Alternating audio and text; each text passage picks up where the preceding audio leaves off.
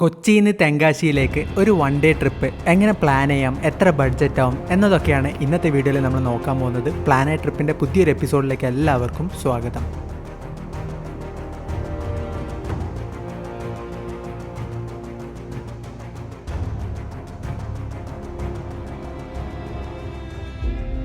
Ernakulam north നിന്ന് രാവിലെ 8 മണിക്ക് ഗുരുവായൂർ മധുര എക്സ്പ്രസ് കയറിയാണ് നമ്മൾ തെങ്കാശിയിലേക്കുള്ള യാത്ര പോയത്. തേർഡ് എ സിയിലാണ് നമ്മൾ ടിക്കറ്റ് ബുക്ക് ചെയ്തത്. ഈ ഒരു ട്രെയിനിൽ തേർഡ് എ സിക്ക് 505 രൂപയും നോർമൽ സ്ലീപ്പറിനാണെങ്കിൽ 185 രൂപയാണ് ടിക്കറ്റ് റേറ്റ് വരുന്നത്. ഒരു കമ്പാർട്ട്മെൻറ്റ് മാത്രമേ എ സി ഉള്ളൂ, അതുകൊണ്ട് നേരത്തെ ബുക്ക് ചെയ്യാൻ നോക്കുന്നതായിരിക്കും നല്ലത്. ഈ ഒരു ട്രെയിൻ ചൂസ് ചെയ്യാൻ കാരണം പകൽ സമയത്ത് കൊല്ലം സെങ്കോട്ട വഴി പോവാൻ കൊച്ചിയിൽ നിന്ന് ആകെയുള്ളൊരു ട്രെയിനാണിത്. ഉച്ചയ്ക്ക് 12:30 ആകുമ്പോഴാണ് നമ്മൾ കൊല്ലത്തെത്തുന്നത്. കൊല്ലത്തു നിന്നാണ് നമ്മൾ ഫുഡ് വാങ്ങിച്ചത്. 80 രൂപയാണ് ഫുഡിനായത്. കൊച്ചിയിൽ നിന്ന് തെങ്കാശി വരെ 8 മണിക്കൂർ നീണ്ടു നിൽക്കുന്ന ഒരു യാത്രയാണ്. അതിൽ ബെസ്റ്റ് പാർട്ട് എന്ന് പറയുന്നത് കൊല്ലം സെങ്കോട്ട വഴിയുള്ള ട്രെയിൻ യാത്ര തന്നെയാണ്. തെങ്കാശി എത്തുമ്പോഴത്തേക്കും നമ്മൾ 4 മണിയായി. തെങ്കാശിയിൽ ഇറങ്ങി നമ്മളൊരു ചായയൊക്കെ കുടിച്ചു നടന്നിട്ടാണ് കാശി വിശ്വനാഥ ടെമ്പിളിലേക്ക് പോയത്. ഓട്ടോ പിടിക്കുകയാണെങ്കിൽ ഒരു 150 റുപ്പീസൊക്കെ ആവും, പക്ഷെ നടന്നു പോകാനുള്ള ഡിസ്റ്റൻസ് മാത്രമേ ഉള്ളൂ.